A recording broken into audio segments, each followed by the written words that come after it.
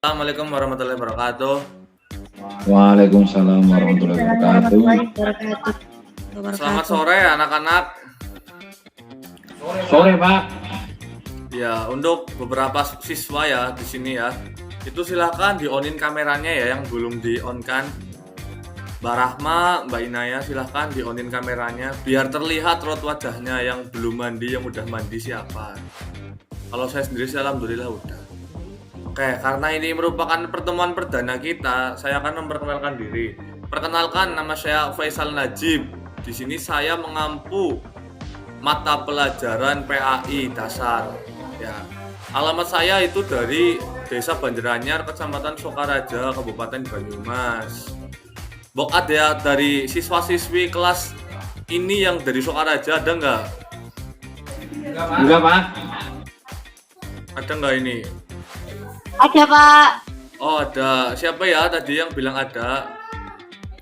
Mbak Rahma Pak dari Banjaranyar Sokaraja. Oh sedesa ternyata. Kayak pernah Iya, lihat Pak. gitu. Kayak pernah lihat. Ya. Ya karena pertanyaan dari saya udah. Silahkan sekarang gantian ya dari anak-anak yang gantian kenalan. Dimulai dari Mbak Inayah, coba kenalan. Yang menarik ya, perkenalan yang menarik ya. Silakan maskernya dibuka dulu Mbak Inaya.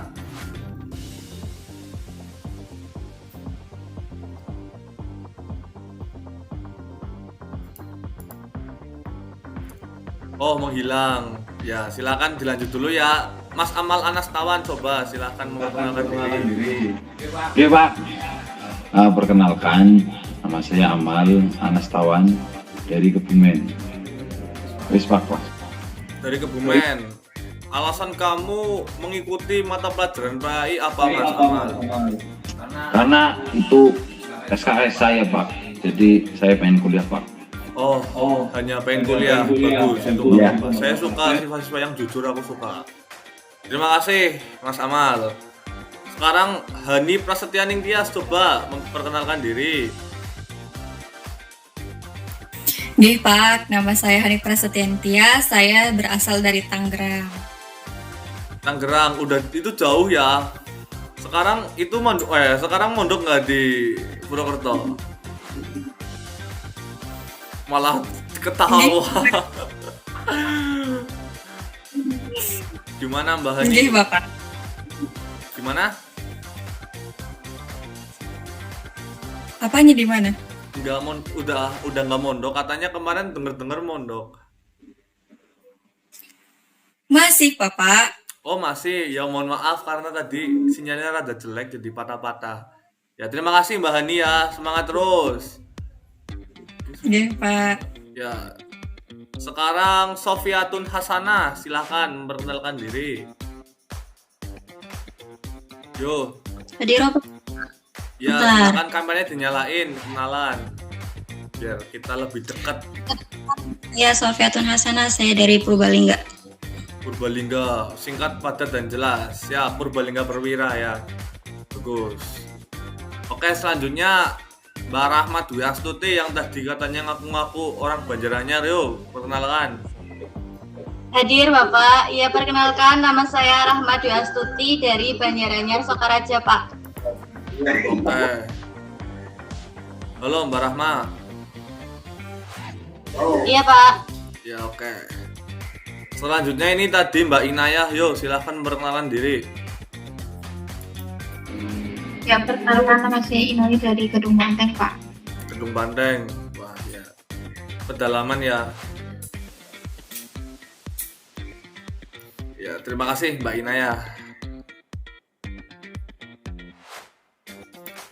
Oke, kita lanjut ke pembahasan materi sekarang ya, karena ini merupakan materi pertama. Hari ini kita akan membahas tentang materi rukun iman. Ya, sebentar ya, akan saya share screen dulu materinya. Ini adalah beriman kepada Allah Subhanahu wa taala dan Rasulnya. Yang kita pelajari hari ini yang pertama yaitu apa itu iman. Yang kedua beriman kepada Allah. Yang ketiga beriman kepada Rasul. Lalu apa itu iman? Secara bahasa Arab itu dari kata dasar amana yu'minu imanan yang artinya beriman atau percaya. Sedangkan menurut istilah Iman ialah membenarkan dalam hati, diucapkan dengan lisan, dan diamalkan dengan tindakan maupun perbuatan. Nah, kita tahu rukun iman itu ada 6. Yang pertama, iman kepada Allah, iman kepada malaikat, iman kepada kitab-kitab, iman kepada Rasul Allah, iman kepada hari akhir, dan iman kepada takdir, qadar, dan qadar. Iman kepada Allah merupakan asasan pokok akan adanya keimanan kepada kitabnya, yakni keyakinan yang pasti bahwa Allah adalah Rabb dan pemilik segala sesuatu. Dialah salah satunya mencipta segala sesuatu, dan dialah salah satunya yang disembah dan tidak ada sekutu baginya. Lalu ruang lingkup Allah itu ada yang namanya Asmaul Husna. Di sini saya mempunyai 3 contoh. Yang pertama, Al-Basir, yang artinya maha melihat. Maksudnya Allah mampu melihat apa saja, sampai hal-hal kecil apapun, tidak ada yang luput sedikit pun dari pandangannya. Yang kedua ada Al-Adil, yang artinya maha adil. Maksudnya yaitu Allah menempatkan semua manusia sama di hadapannya, tidak ada yang ditinggalkan hanya karena keturunan, kekayaan, atau jabatannya. Memuliakan seseorang hanya karena ketakwaannya.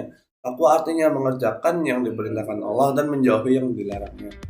Lalu yang ketiga itu adalah Al-Azim, yang artinya maha agung. Hanya Allah yang maha agung yang tidak membutuhkan pertolongan. Dia memenuhi semua kebutuhan manusia. Manusia membutuhkan pertolongannya dan membutuhkan pertolongan orang lain. Manusia tidak bisa hidup sendirian. Dan memahami sifat Allah Al-Azim, maka kita akan selalu mengagungkan tanda-tanda kebesarannya dengan cara melaksanakan perintah dan menjauhi larangannya. Lalu yang kedua, beriman kepada Rasul, yaitu meyakini harus penuh hati bahwa Allah telah mengutus sebagian dari manusia sebagai Nabi dan Rasul yang diberi tugas untuk menyampaikan pesan-pesan Allah kepada umat manusia. Utusnya para Rasul pada umat manusia dengan mewasilakan pedoman dan petunjuk kehidupan adalah bukti dari kasih Allah. Allah yang maha pengasih dan penyayang menginginkan manusia hidup dengan baik dalam kehidupan dunianya, yang pada akhirnya juga baik dalam kehidupan akhiratnya. Ya, mungkin seperti itu untuk penjelasan materi hari ini. Karena tadi kita udah belajar tentang materi iman kepada Allah dan iman kepada Rasul, silahkan untuk siswa yang ingin bertanya untuk memencet raise a hand, fitur raise a hand. Ya, tempat dan waktu dipersilahkan. 3 penanya tercepat ya. Monggo.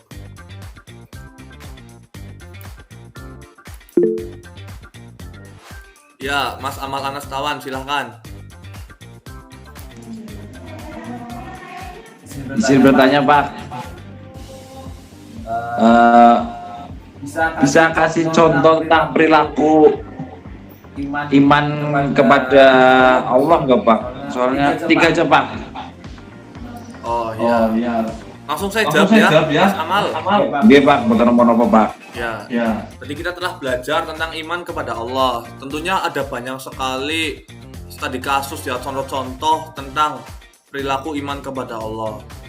Yang kita tahu ya, yang mungkin Mas Amal nggak ngerasa ngejalaninnya itu yang pertama belajar, atau sekarang ini kan kita sedang belajar. Itu juga salah satu bentuk iman kepada Allah. Karena kita tahu bahwa hukum untuk mencari ilmu itu wajib ya. Saya rada lupa tentang hadis lengkapnya, intinya tuntutlah ilmu sampai ke negeri Cina gitu. Itu juga multi tafsir, tapi intinya yang dapat kita simpulin bahwa menuntut ilmu itu wajib. Jadi yang namanya wajib kan itu harus dilakoni ya, harus dilaksanakan. Nah, contoh yang kedua itu dalam tata cara kita beribadah, entah itu sholat atau mungkin ngaji, tadarusan, atau deres dan sebagainya, itu juga merupakan contoh perilaku iman kepada Allah. Nah, yang ketiga yang mungkin beberapa siswa di kelas ini pernah ngelakuin ya, yaitu menyayangi antar sesama manusia. Ya, mungkin ada beberapa yang udah pernah pacaran dan sebagainya ya. Itu juga merupakan contoh iman kepada Allah. Kenapa itu merupakan contoh iman kepada Allah? Karena itu juga merupakan perilaku yang menyayangi antar sesama makhluk Allah. Amin. Ya gitu. Jadi makhluk kan diciptakan Allah ya, makhluk yang diciptakan, Kholik yang menciptakan. Jadi karena kita sama manusia itu saling mencintai, saling menyayangi, itu kan merupakan suatu hal kebaikan. Kayak gitu Mas Amal, sudah jelas? Nggih, Pak. Oke, Oke, terima terima kasih, kasih Amal. Oke, untuk penanya selanjutnya silakan raise your hand. Oke, Mbak Inayah, sebentar. Yo, silakan. Iman bersifat abstrak itu apa ya Pak? Oke, iman yang bersifat abstrak.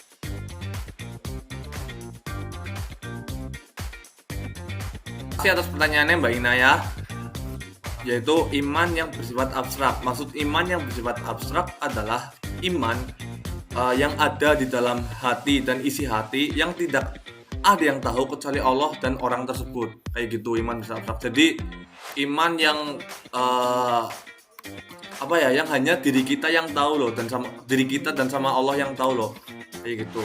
Jadi soalnya kan iman bukan iman, maksudnya hubungan kita dengan Allah kan tidak ada yang tahu ya. Kayak contoh seperti ibadah dan sebagainya kan itu hubungan antara kita dengan Tuhannya, bukan hubungan antara manusia dan manusia, tapi hubungan antara manusia dengan Tuhannya. Jadi mungkin seperti itu maksud dari iman yang bersifat abstrak. Ya. Bok, ada teman-teman yang mau menambahin? Silakan.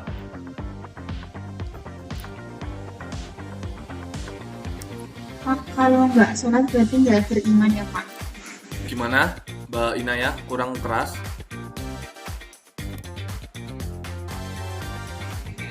Kalau nggak sholat berarti nggak beriman ya Pak? Oke, terkait berbicara ya tentang ibadah. Sebenarnya ini bukan lingkup untuk anak madrasah ibtidaiyah ya. Karena kita sedang membahas tentang ketuhanan, tapi karena ini udah terlanjur masuk ke pembicaraan tentang ibadah. Ya, kembali ke awal tadi yang saya bilang tentang ibadah seseorang dan sebagainya, itu merupakan urusan seseorang tersebut. Ya, jadi kita antar manusia tidak berhak menilai ataupun mengecap seseorang karena perbuatannya. Seperti ada kasus ya, wah itu sedulur amal tidak pernah sholat, pasti dia orang kafir, kayak gitu. Itu merupakan contoh yang salah, karena mungkin dia udah sholat ataupun memang sedang memiliki tanggungan ataupun sedang tirokatan dan sebagainya. Jadi di situ kan kita juga mempelajari akhlakul karimah seperti husnuzon, qanaah, roja dan sebagainya. Seperti itu. Mbak Inayah, gimana? Udah ada sedikit kejelasan terkait ibadah?